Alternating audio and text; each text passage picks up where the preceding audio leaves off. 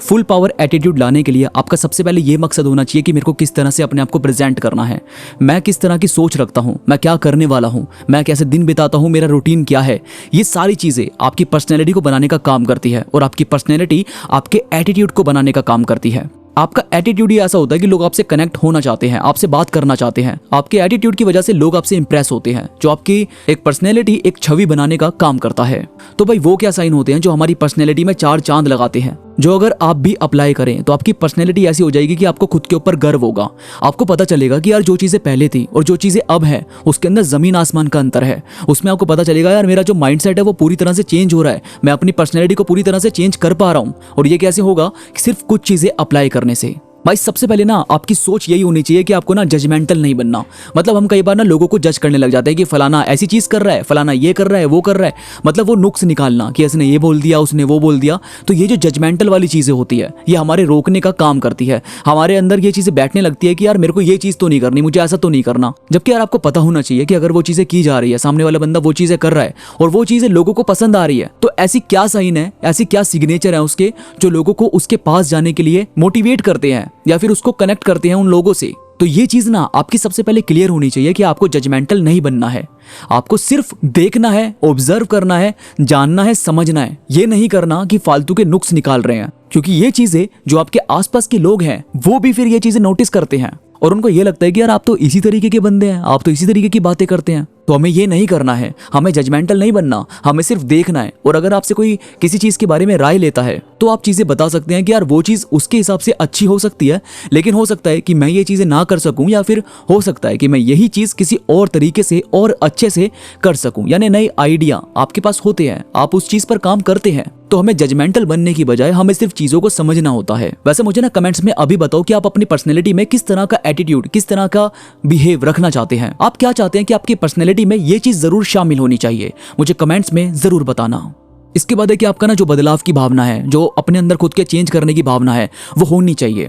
क्योंकि अगर आपने ये चीज़ें नहीं डाली हुई कि यार मेरे को खुद को चेंज नहीं करना, मैं तो ऐसे ही ठीक हूँ, हम तो ऐसे ही रहते हैं, तो वो वाली चीज़ ना हमारा जो गलत बिहेव है उसको चेंज नहीं करती, बल्कि हम तो खुद को एक्सेप्ट करते हैं कि हम तो ऐसे ही हैं। लेकिन अगर आपको दिख रहा है कि सामने वाला बंदा आपको कुछ चीज़ें बता रहा है, या फिर आपको भी दिखता है यार मेरे को ये चीज़ ना बदलनी चाहिए, मतलब ये जो रूटीन है ये वाला चेंज मुझे करना चाहिए, या मेरा ये वाला जो बिहेव है मैं इसको चेंज कर सकता हूँ, तो जब ये चीजें आ जाती है तो आपको काफी ज्यादा मदद मिलती है अपने आप को इंप्रूव करने में। क्योंकि अब बदलाव आप चाहते हैं, अब आप चाहते हैं कि मेरी पर्सनैलिटी पहले से बेहतरीन बन सके। तो यहाँ पर क्या किया कि आपने एक्सेप्ट करा कि मैं अपने आप को बदलना चाहता हूँ, मैं वो चीज़ें चेंज करना चाहता हूँ जो नेगेटिव है, या फिर ऐसी चीज़ें चेंज करना चाहता हूँ जो गलत तरीके से आपकी पर्सनैलिटी को शो करती है। अब यहाँ पर आप अपने आप को बहुत अच्छे तरीके से लोगों के सामने प्रेजेंट करेंगे, सिर्फ इसलिए क्योंकि अब आप नई चीज़ें सीखना चाहते हैं, अब आप अपनी पर्सनैलिटी को बदलना चाहते हैं। इसके बाद है लर्निंग की भावना आपके अंदर होनी चाहिए। आपको क्या चीज़ें सीखनी है, आपको क्या चीज़ें अनलर्न करनी है, या फिर क्या चीज़ों पर ध्यान देना है, वो चीज़ आपके अंदर होनी चाहिए। हम ना यार सीखते तभी है जब हमारे अंदर ये चीज़ होती है कि मुझे नया कुछ सीखना है या मुझे नया कुछ करना है। और ये कैसे होगा? चाहे आप यूट्यूब से सीख लें, चाहे आप इंस्टीट्यूट ज्वाइन कर लें, या फिर अपने आसपास के लोगों से इसके बारे में डिस्कस करें। वहीं से आपको नई चीज़ें जानने को मिलती है, वहीं से आपको पता चलता है कि मुझे ये चीज़ चेंज करनी है, मुझे ये चीज़ मैं कर सकता हूँ। जैसे मैंने कल वाली वीडियो जो अपलोड करी है उसके अंदर मैंने ये बात की थी कि आपको ना कोई भी चीज़ें सीखने के लिए ये चीज़ देखनी पड़ती है कि मुझे पहले क्या चीज़ इंटरेस्ट के साथ सीखना है। क्योंकि आपका इंटरेस्ट मायने रखता है, आपका इंटरेस्ट किस चीज़ में है। चाहे आप फैशन डिज़ाइनिंग करें, चाहे आप एनिमेशन करें, चाहे आप कोई भी इंस्टीट्यूट ज्वाइन करें, उसमें आपका इंटरेस्ट देखा जाता है। और ये कैसे होगा? जब आपने नया कुछ सीखने का ट्राई किया, आपने देखा कि यार मुझे वो चीज़ सीखनी है और उसके अंदर आप चले गए।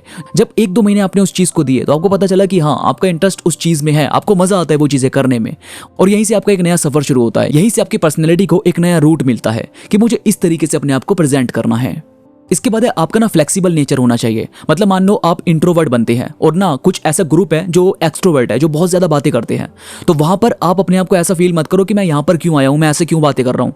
वहाँ पर आपका माहौल में ढलने वाला नेचर होना चाहिए, क्योंकि जब माहौल में ढलने वाला नेचर होगा ना तो लोग आपसे कनेक्ट करेंगे और आप भी उन लोगों से कनेक्ट करेंगे। आप ऐसा फील नहीं करेंगे कि मुझे यहाँ से जाना चाहिए, मैं इनसे क्या बात करूँ क्या बात ना करूँ। वहाँ पर आप उन्हीं के बिहेव को देखने की कोशिश करेंगे। आप अगर बहुत ज़्यादा बोलते नहीं हैं तो आप उनको सुन लेंगे, उनकी बातों को देखेंगे कि वो किस तरीके की बातें कर रहे हैं, क्योंकि फिलहाल के लिए आपको वहाँ पर टाइम बिताना है। तो आप ये नहीं कर सकते कि वहां से चले जाएं या फिर ऐसा कुछ बिहेव करें कि लोग आपको रूड समझे। तो आपका मेन यही होगा कि मुझे फ्लेक्सिबल नेचर बना के रखना है, मतलब मुझे पता होना चाहिए कि मैं किस तरीके का बिहेव रखूंगा। तो इसीलिए वो चीजें मत करो जिससे आपको लगता है कि लोग आपको रूड समझेंगे, लोग आपको जज करेंगे, वो चीजें मत करो। आपको लगता है कि मुझे यहाँ पर बोलना चाहिए, बोल दीजिए। आपको लगता है यहाँ पर हंसी मजाक हो रही है तो हंस दीजिए। वहां पर मतलब माहौल में ढलना है आपको। इस तरीके का नेचर आपको लोगों से कनेक्ट करता है।